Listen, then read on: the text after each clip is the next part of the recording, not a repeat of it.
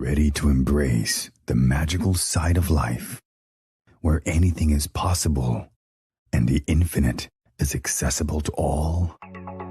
Let's have a conscious conversation about what's going on in the world, in your life, and your relationship from the expanded perspective of your soul.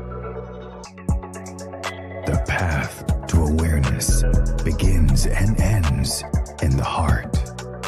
So let's take it there, one step at a time, and learn to cultivate magic in your life every single day.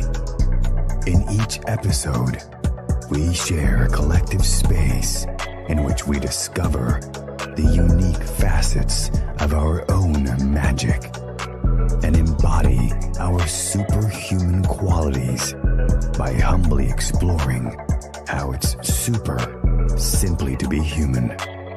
Hosts Kai and Del co-create a magical experience to remind you that you are magical as fuck. Now, be unleashed. This is our daily magic.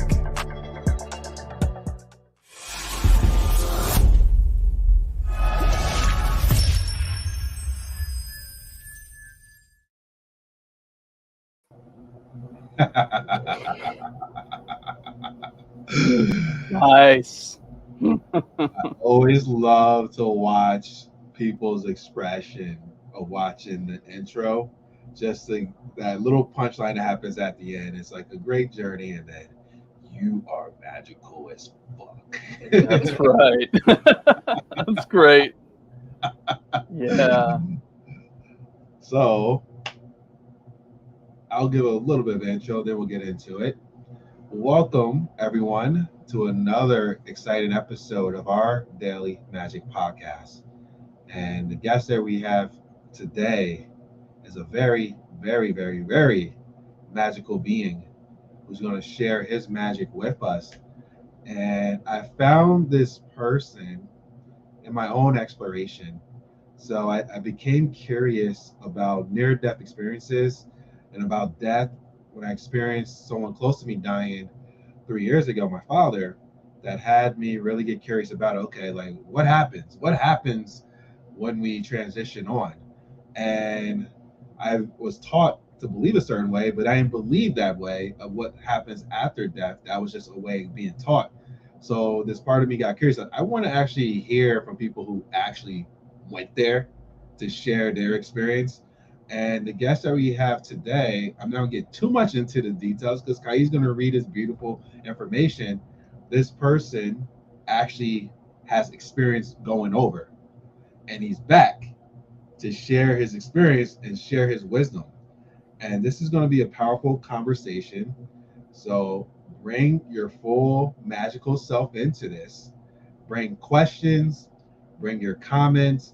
But our attention from this is just like any other podcast episode, that you can be able to find something in this that resonates with you to incorporate more of your magic into the world.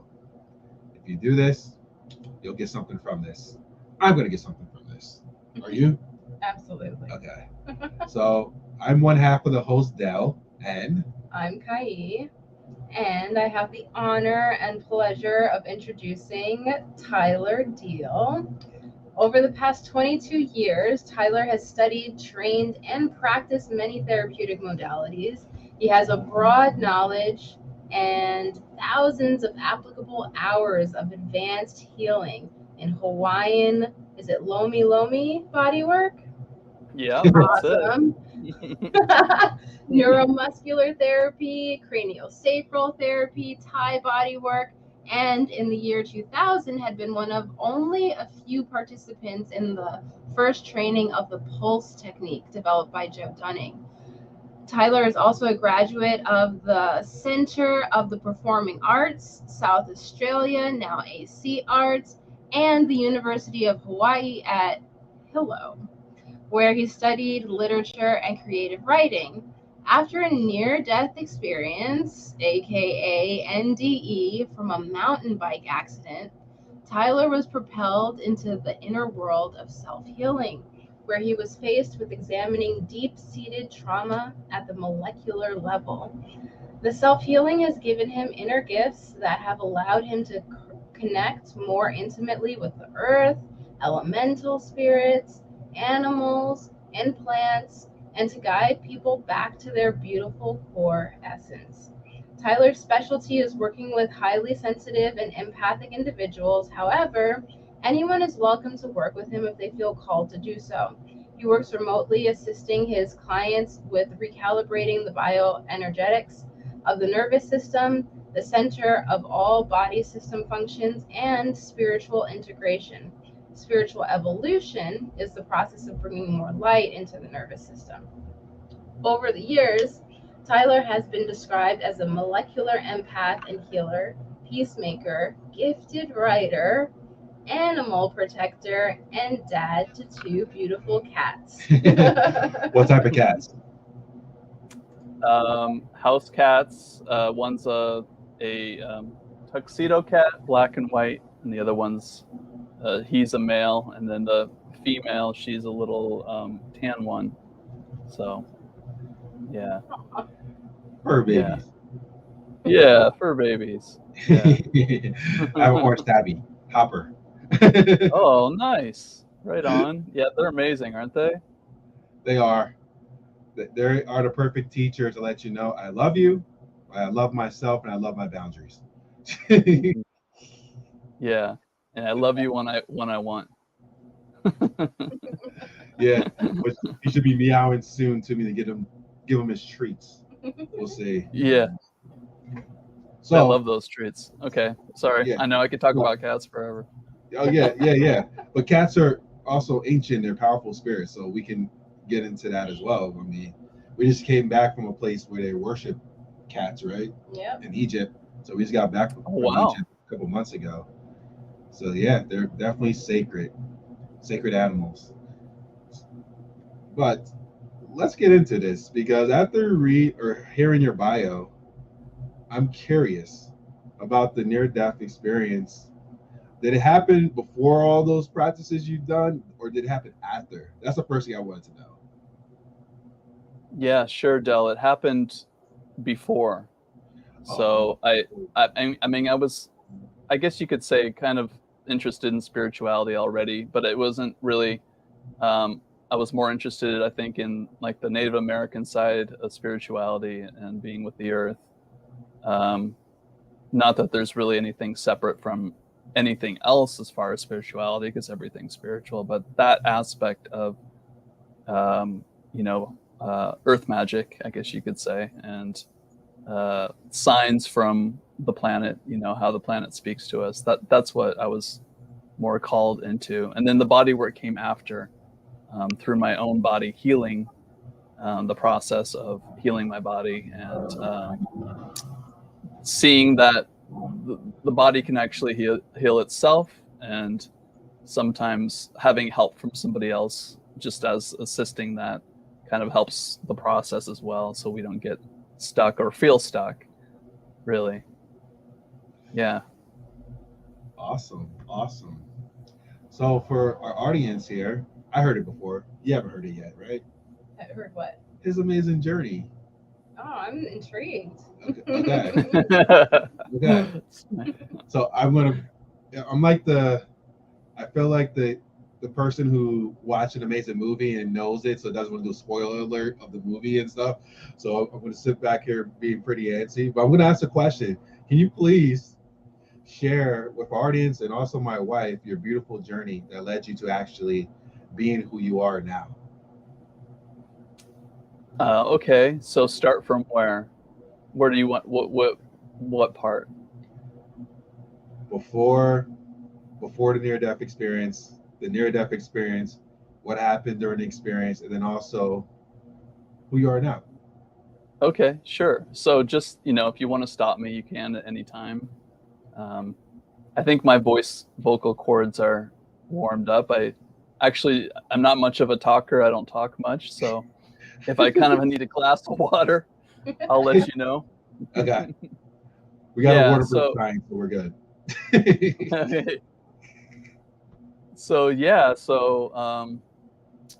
I grew up the first 4 years of my life in Northern California, just south of San Francisco, a little town called Los Altos. And I was a very happy kid. We lived on, I would say, an acre and a half, or somewhere between that, an acre and a half of an orchard, fruit orchard. And I felt, like a lot of kids do, feel very, well, I don't know about these days, but I played outside a lot. And, I didn't have any devices to look at. So I was very much connected to the earth, and I had a tire swing, and I would swing on that. This is when I was about 4 years old. I would pick the fruit, as far as I could reach, or I would climb the tree to get the fruit. And it just felt very natural for me to be outside and to be with the elements and to be with nature. And it always has been, but I just remember that really imprinting me as a young kid. So when I was almost 5, my dad had decided to move his business to another state, Washington State, still on the West Coast. And I didn't really know what was going on, but I just kind of went along with the ride. And all of a sudden we were in this new place, and it was cloudy all the time. Seattle, I was like, why is it cloudy all the time? Where's the sunshine? And I just remember something kind of happening to me at that moment, where it was like a cloud came over me. I don't really know what that was. And I began to have pretty difficult childhood, both in family life and just trying to figure out, trying to be okay with being a kid, but not really having that reflection to really express myself. So that became my journey later on, is just how to be able to express myself in creative ways. And then I got into high school. My parents split up at that point. They actually separated. They didn't divorce. And I lived with my mom, and I became a latchkey kid. My mom went off to work, and I went to public school for the first time. And I started to enjoy my life a little bit more, I think, or just a freedom, because I think, living with my dad, it was very difficult. And it was just a hard time. But I kind of, I started to do drugs, and I started to drink a lot, and I'd go to see shows on the weekends when I was in high school. Went to Seattle and, saw all the bands that were popular during that time in the early 90s, and began to get really depressed. And I didn't really know. It was a feeling for me, and that was the best way to describe it. It was depression. And it got worse, and it got worse. That felt like. And so I just wanted to get back into nature. There was like that piece of me that remembered that when I was really young, that piece is what made me happy. So I began to look for colleges that were in nature and away from the city. And I found one that really I was drawn to. It's called Humboldt State University in Northern California in the Redwoods. And now it's called Cal Poly Humboldt, but it was called Humboldt State at the time. And it was close to the ocean, real close to the ocean. And it was also close to the woods, and you could go into the mountains not too far away. And I just like, okay, I'm going to go there. So I decided to apply, and I got in. And then at that time, once I got there, it was like, oh, yay, this beauty. But I still wasn't dealing with myself. I still wasn't dealing with that deep feeling of sadness and loneliness and depression. I didn't really know what that was at the time. I just thought that there was something wrong with me, and that became that internal dialogue, that belief that there was something wrong with me. And so for 2 years, I felt like it got worse, and I began to have a conversation with whatever was out there, the divine, whatever I believed at the time, what God was. And I didn't want to be on the planet. So I asked to be taken. Please take me, please take me. I don't want to be here. It was too hard, and it was everything really was inside me. It was too hard to be with myself. It wasn't too hard in the outer world. I mean, I lived in a beautiful place. I had pretty good friends, and I liked where I was, and I was taking a few classes that I really liked, but it was just like an internal struggle. So after my second year, I was at my edge. I wasn't going to hurt myself or kill myself, but I was like this. I didn't know what else to do. So it was like basically screaming, looking up, saying, "Please take me. I can't be here." And it was just a few days after I said that is when I had my near-death experience. Prior to, I was always in the redwoods in a mountain bike. So I would take the trails. I knew all of the trails. That was my way to kind of get away from everything and just be with the trees and be with the forest. And so on that day, I was there just like any other day in the forest, riding the trails. And on my way back home, there's a hill I took, and there are multiple jumps along that trail. And that's when I had my accident. And I hit the very last jump was the biggest, and somebody had built it up even bigger from the previous time that I had taken that jump. So somebody had like packed the dirt and made it real steep. And so I wasn't used to it when I hit it, because otherwise I would have been used to that. My muscle memory would have been used to hitting that jump. So as soon as I hit it, I knew I was out of control, and it just happened very quickly. I came down, my body slammed against the ground, and I was out, really. Like I was knocked out. And then the next thing I remembered, I was floating above the trees. When I say me, just, I guess you could say an expanded version of me, or a part of me that didn't have the body. Maybe it was my spirit. I'm guessing it's my spirit. Was above the trees, and I was just in this incredible amount of just peace and sensation. So it was almost like I still had body sensations, but it wasn't quite like that. It was a heightened sensation of everything around me. I could feel the wind moving through me. I could just feel like these gusts of wind. Question. Yeah. How does it feel for the wind to blow through you? Is it Yeah, different I don't know. blowing like how it's blowing right now? Yeah. Yeah, so it's like the wind hits your skin and you feel that, and it feels good, or it hits your face. It's like hitting everything else inside of you as well as it moves through. But I didn't have a body, so it's hard to really make a distinction. Yeah. What that felt like. It was more like just it was felt everywhere. Wow. And I could hear birds, and I could hear dogs, almost like they were in the next town away. But they felt like they were like right in my head. If I had a head, they were like right there. So it was like what was happening, I believe, guys, it was just like a connection that was, I believe today it's like when we look at the outside world, everything outside of us is actually within us. So that's a concept for a lot of people maybe to grasp.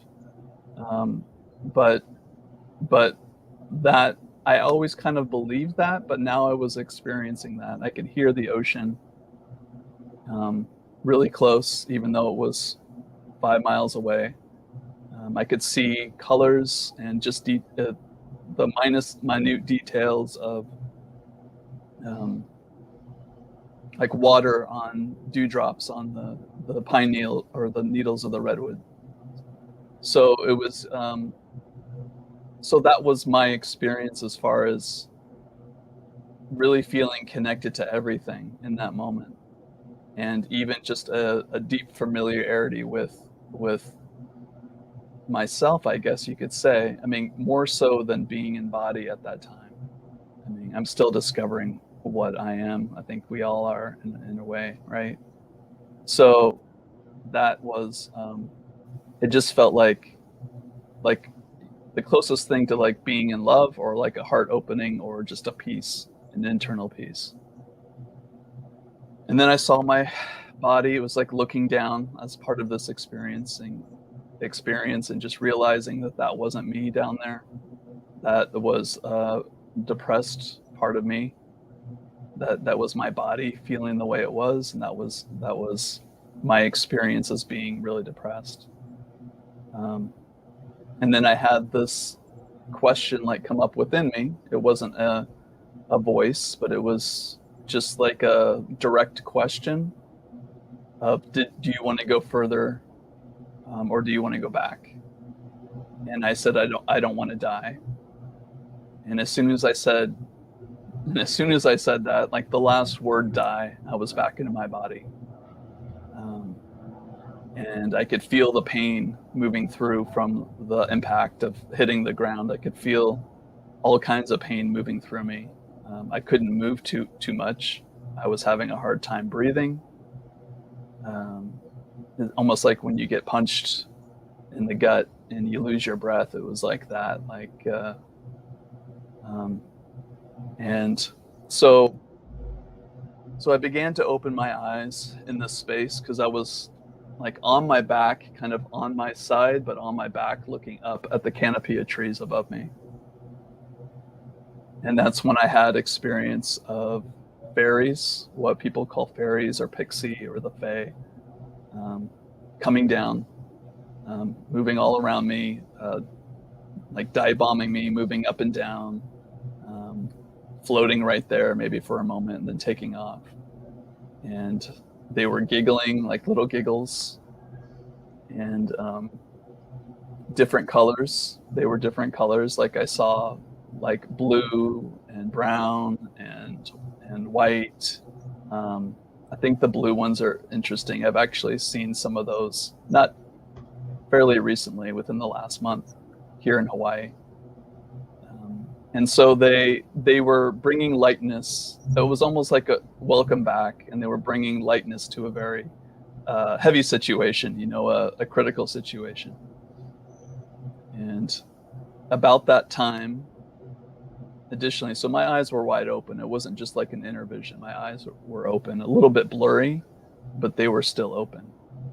And about that time as well, I began to hear a ringing,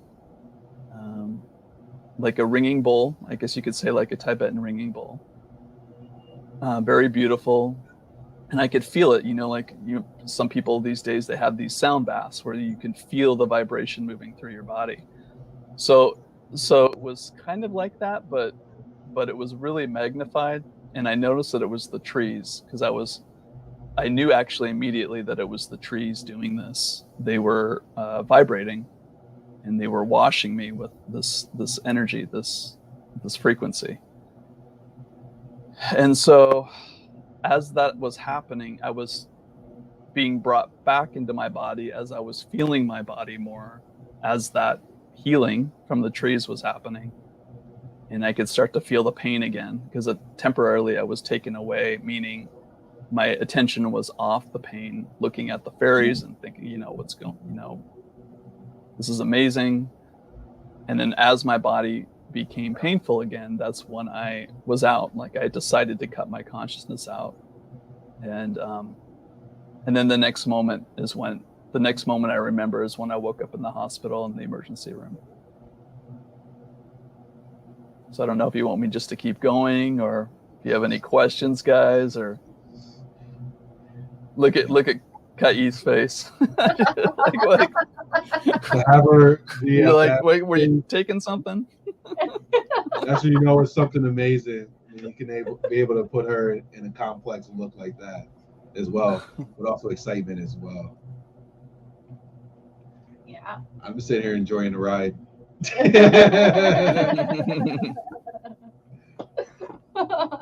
So you don't know how you got to the hospital. You just woke up at the hospital. Yeah, I mean, I'm assuming it was an ambulance. However, they don't have records of the people that actually, they don't have a record of anybody calling. So I'm not quite sure how that happened, how the logistics of that happened. But I got to the hospital and I woke up. At some point, I just heard a voice, and it was like, I can't believe it. You didn't break any bones. I heard this. It was the doctor looking over me. He's like, you didn't break any bones. You're alive. You're very lucky. You're very lucky that you're alive. And then he started to ask me questions, and my memory felt like it was wiped. Like, who am I? Where am I? That kind of sense. And he asked me who I was. He asked me where I was. If I went to Humboldt State. He asked me even if I was if I were a man or a woman. I didn't know anything. And finally, he asked, like, it's like, I mean. And then finally, he asked, like, what do you know anybody's number here in town? And I just blurted out a number. It just, like, it came out of my mouth, and it was a family friend. A longtime family friend of both my parents, and they were a retired couple that lived in the town, and they came and got me. And I was in a lot of pain. I was there for about a week. I think basically the doctor didn't want me to travel, and then eventually my mom came and got me, and I flew back up to Washington. So yeah, so I could just keep talking if you like, or... I have a question for you. Yeah. How was that week of you being in the hospital like? But then also, when did you start to remember who you were? Like, how long was that of just not knowing who you were and you just blurted out the number or phone number? Like, what happened for you during that week in the hospital? Okay, so I left, actually, and let me clarify. I left that evening. The family friends came and got me, and then I stayed on their couch for a week before my mom came down. So the memory came back. My name and the sense of who I was, that came back probably by the end of the day, and then other pieces began to trickle in, like, oh yeah, I do go to that school. Oh yeah, I do live on Jane's Road. Oh yeah, I do have 5 roommates. Little things began to come in like that.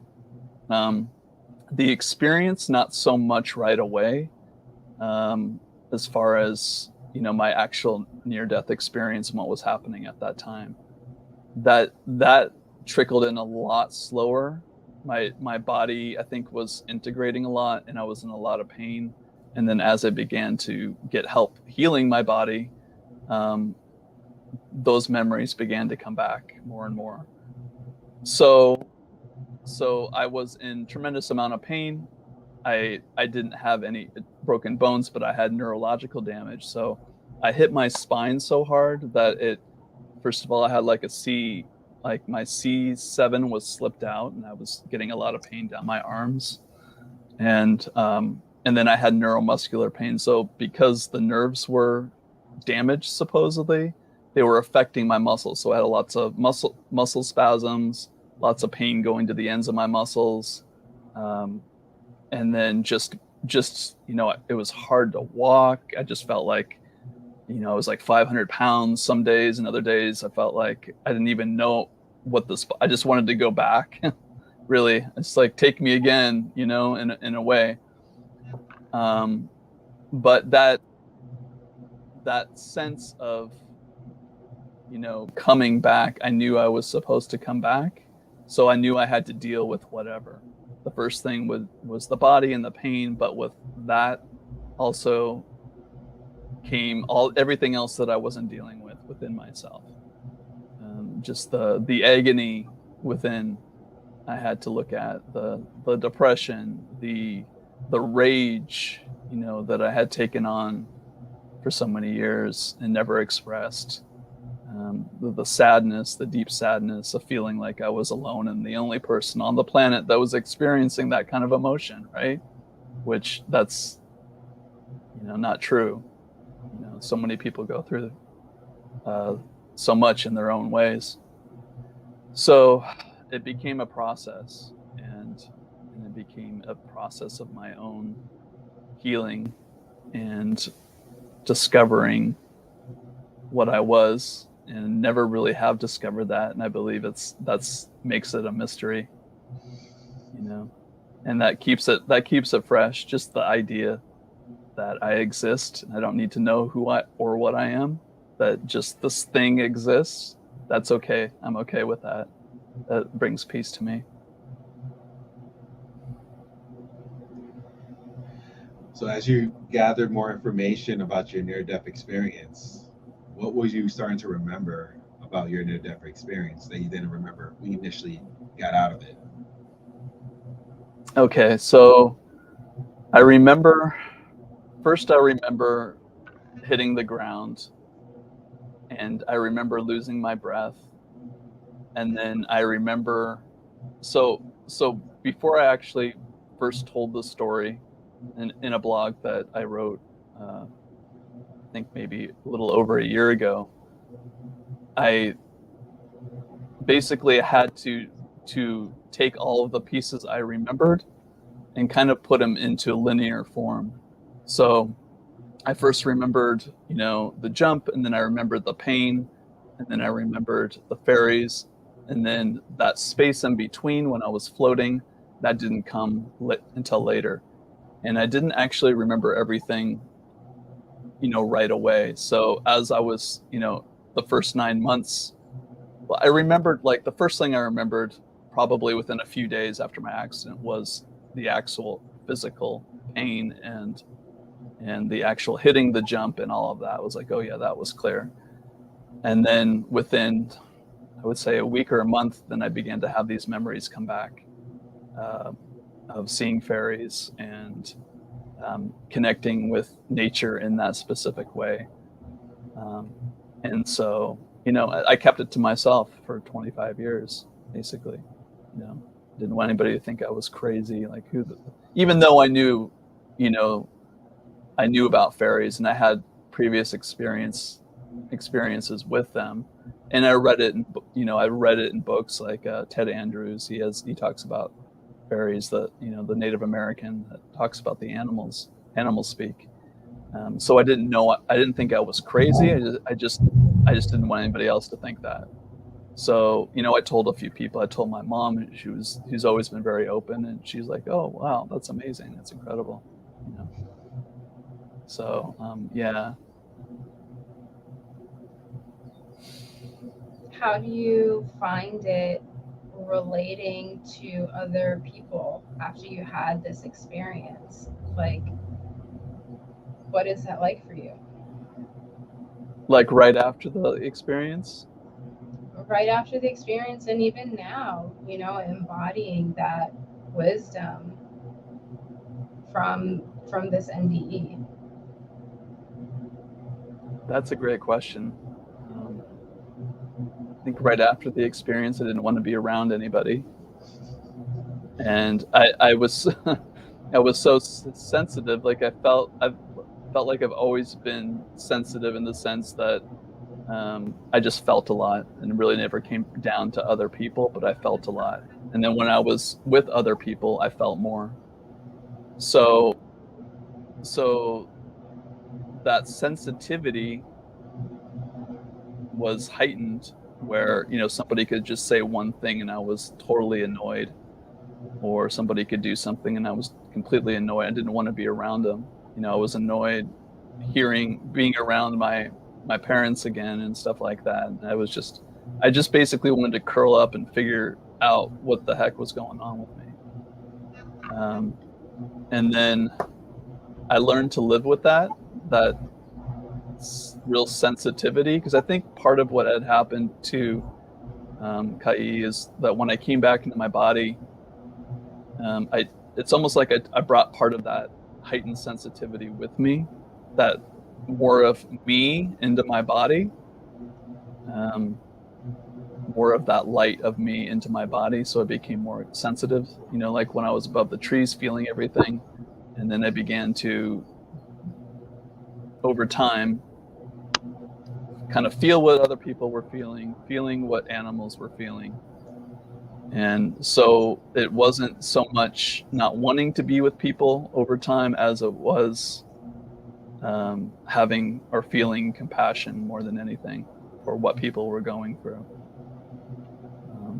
But that took some time. I had to work. I'm always working on myself. It's not like that ends.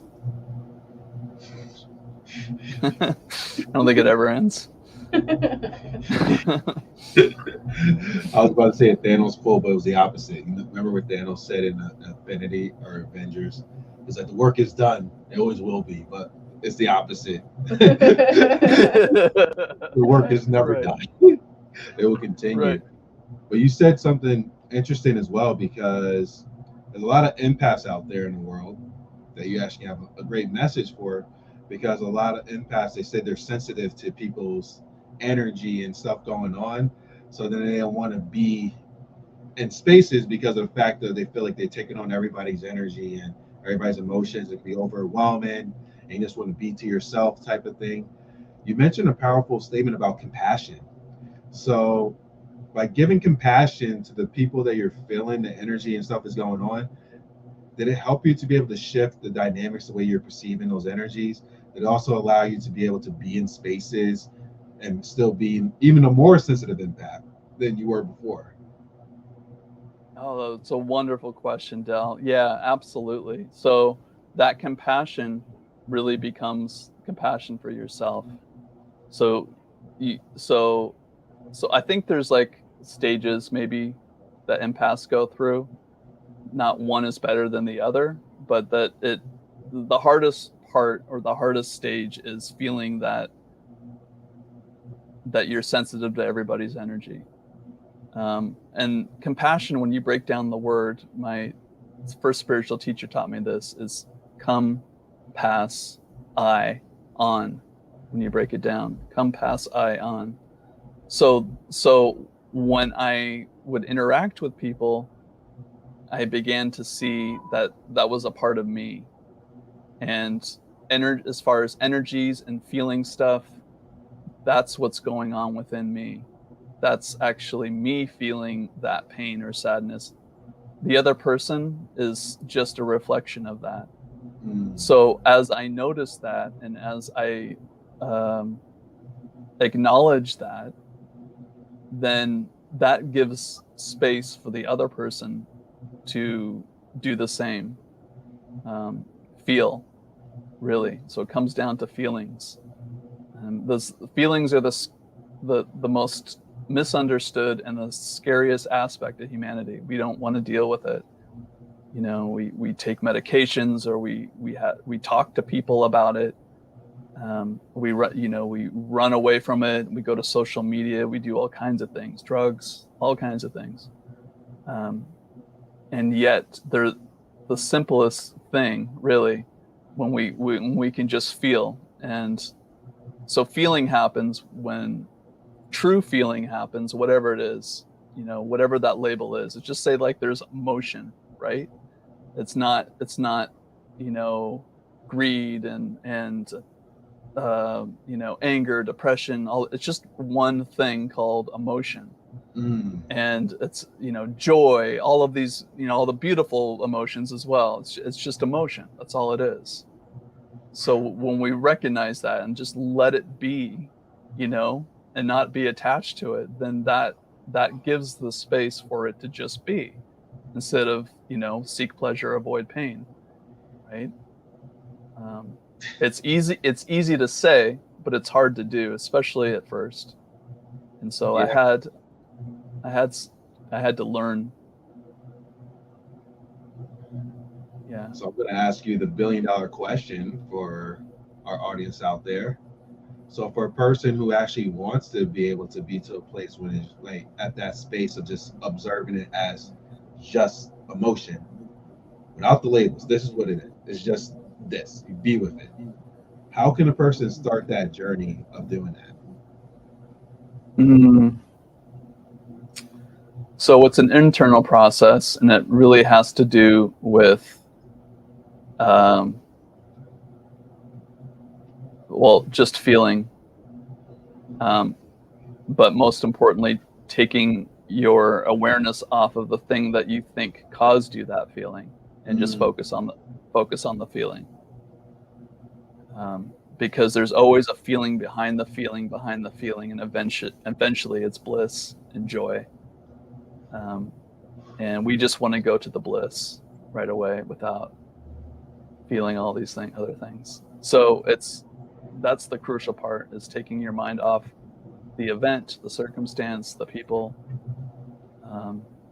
anything and everything having that you believe caused you that feeling. And some people just say like, oh, you wake up and feel like shit, right? I mean, maybe there's no external event, or you just wake up in the middle of the night. A lot of people these days have insomnia, and they wake up feeling fear.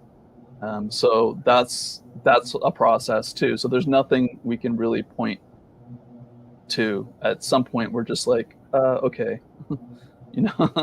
right? So the changes that we see happening in the world right now are a reflection of this deep transformation happening within us.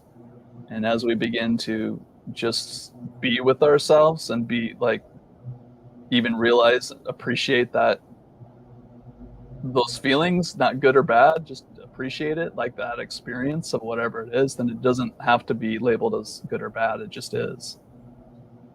So for empaths, I would say, acknowledge your feelings because they're awesome.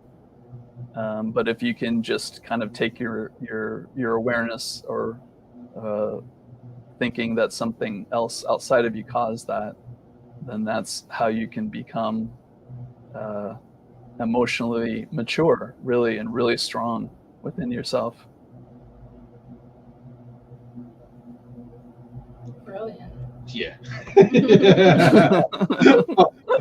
Oh, thanks. There's nothing else I can say. It's like, ta-da! There you go, guys. That was beautiful. Yeah. And with guys too, it's like, I think women understand this more. Maybe they don't understand. Maybe just in general, people don't understand this. But I think with guys, it's a little harder for a lot of guys to understand that, because women tend to be able to just process a lot quicker with emotions.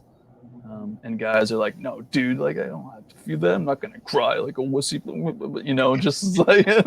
Fair enough. Yeah.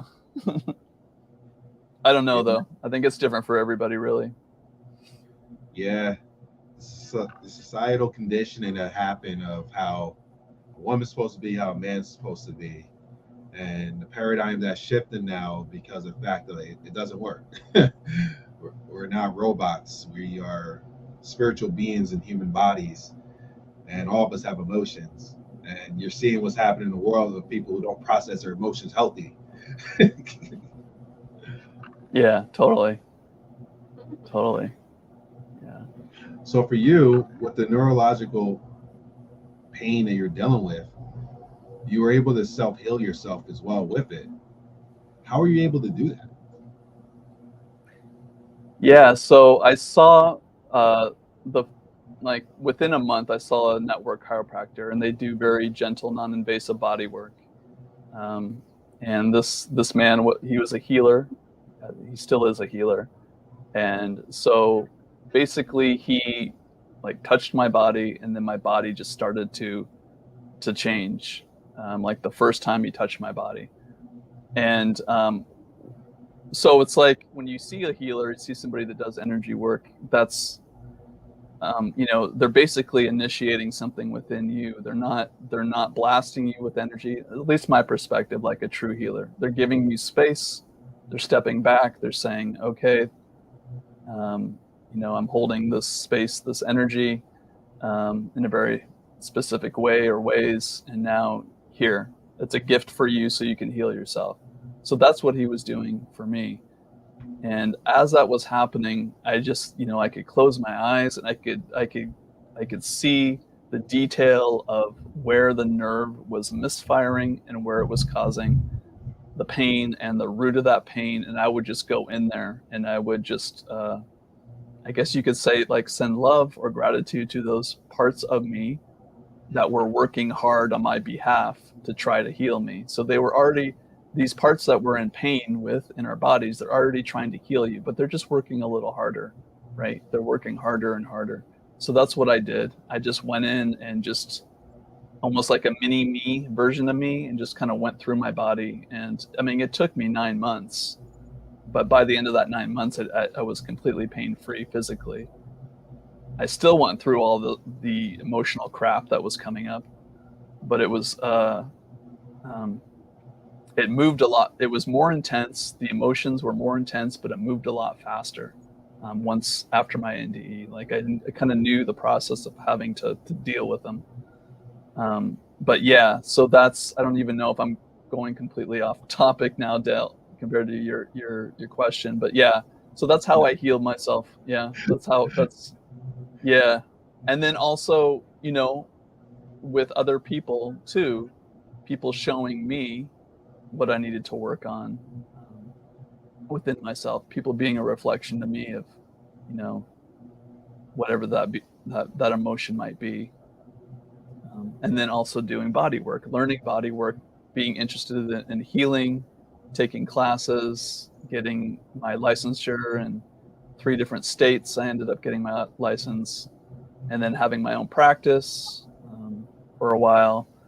So I just began to notice that how effective it was that the body can heal, but it's you just have to be really quiet. Like the practitioner like me has to be super quiet and just listen to the body and listen to the person, what they're saying, and feel. And that quiet, the feeling can come from that place of quiet. The feeling meaning the sensations of the other people, sensations of the body. And so I just began to thought it was really cool. Like people would talk about, you know, I had this about my husband or work or whatever. And then I would just start to see it in their body where they were holding the tension. It would just light up, and then it would get dim. Like it would light up to get my attention, then it would get dim. Like that's where it needed the love. So I might go and hold that place, part of the body, and then see whatever pattern was there just kind of like disappear. Or if it was, you know, something somebody has been holding on to for a long time, they might have an insight about it, like, oh, well, maybe da da da da da da, and then they would get their own insights because they no longer had that area of their life they were holding on to that was stuck in their body. So then I just realized that I don't need to do massage anymore. I don't need to touch bodies. I can just work with people remotely. I had some training back in the year 2000, just 3 years after my NDE, from the woman that you mentioned in the beginning, Jo Dunning. She taught the pulse technique, and then it became the quick pulse. I never took her different levels of courses, but that was my first introduction to like quantum healing, being able to work with people without touching them.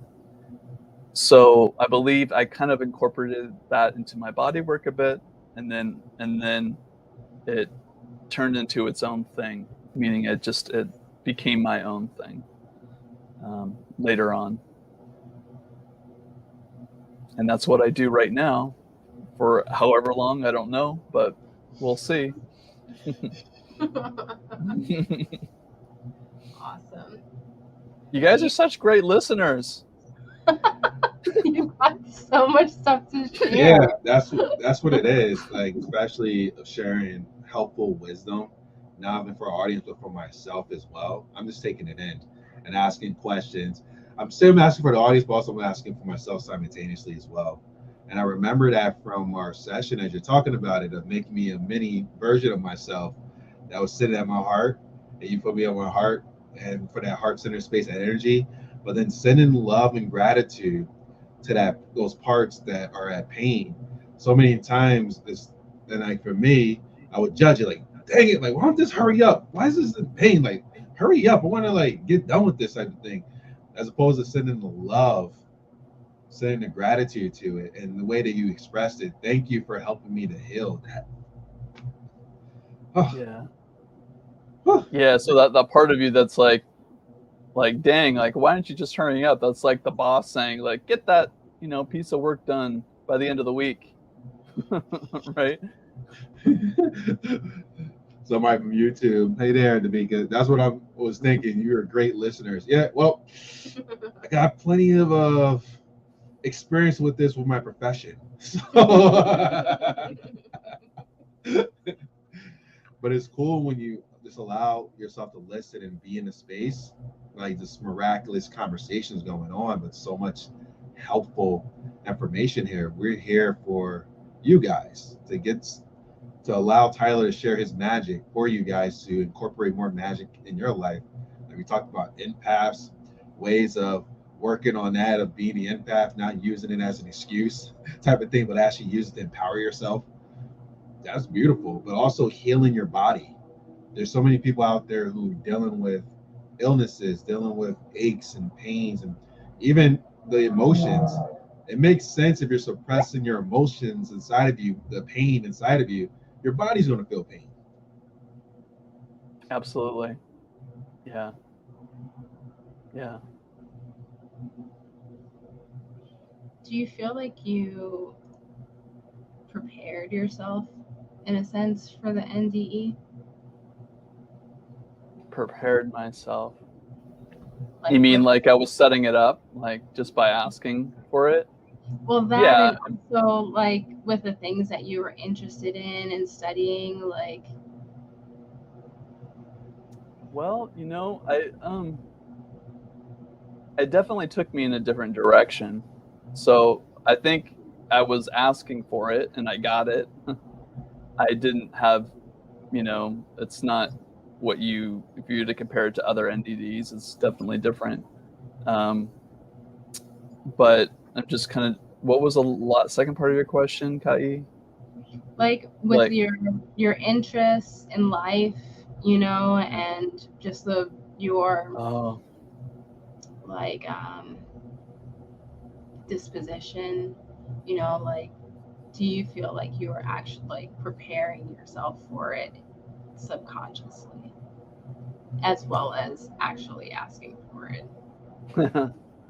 very, very, very possible.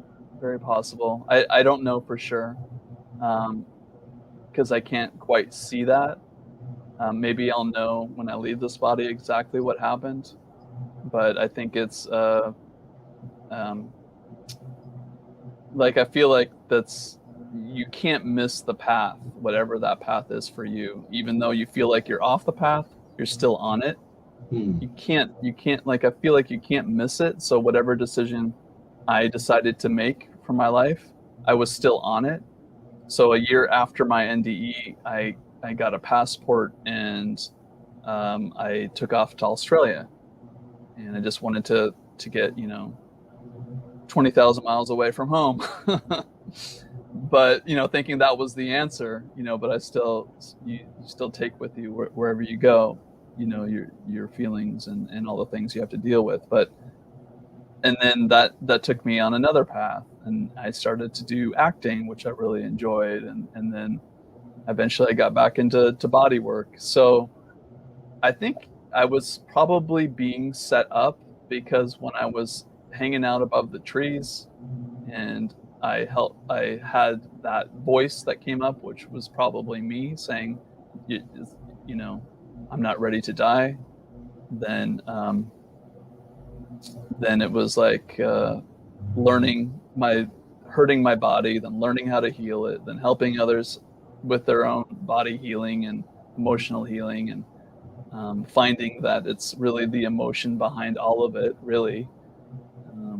Even the worst diseases you can possibly have, there's something still there. And then wanting to kind of basically help others through that in the best way I know how. I mean, I'm not an expert, but just from my own experience. And the body's still a mystery to me. Like, just, what is this thing? And I find and have found that that's the hardest part of people letting go, is physical pain. where you can teach somebody the emotional stuff and the spiritual stuff, and they can get it, real fast. Learning how to meditate if they want to, being able to process emotions. So the body and the emotions, I should say. I shouldn't say it's the easy thing, because it's not. The body and the emotions are probably the hardest aspect of life, really. Like as far as if people have pain and don't know how to deal with it. I don't know if I'm making any sense, but I'm trying to. Sometimes it's hard to talk just like what I'm seeing in my head, to try to.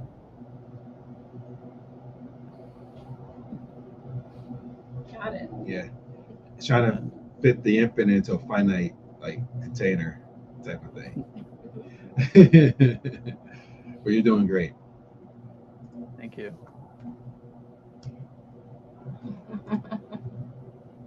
We got confirmation from the listeners. Thanks to awesome. Thank you. Tyler, where can people find you online? So my website is radicalheartworks.com. Awesome. I'm going to type that into the comments for everyone. And what will a person find at radicalheartworks.com? They will. I mean, I have a blog there. I haven't written for a while. I want to get back into blogging because I love writing. So I have a relic of a blog there, and I have, I have sessions that I give. I'm doing a training at the end of June. It is June already. Wow. Yeah, the second day. Yeah. June. First. Crazy. Oh, sorry. I'm ahead of time. So what I kind of learned over these years, as far as working with other people on an energetic, deep level, that's what I'm going to be doing the training on. I have meditations people can do. A lot of what I offer is donation based, with the exception of such as the training. So they can find me there and see if it resonates with them. And yeah. Awesome. Thank you so much for your time. Well, thanks for your time too. Thanks for our time together. Yes. Yeah. Thank you, everyone who's here as well, live, for your time. Yeah. Thank you, everybody, for actually watching me. I mean, I don't know how interesting I am, but very. Yeah. Awesome. Radicalheartworks.com. Lots of gratitude all around. And stay magical. Take care, everyone. Damn it. You've been listening to our Daily Magic Podcast with Kai and Del. Please like, subscribe, and tune in next week for another magical episode. Visit www.ourdailymagic.com for more. Thank you for listening and have a magical day.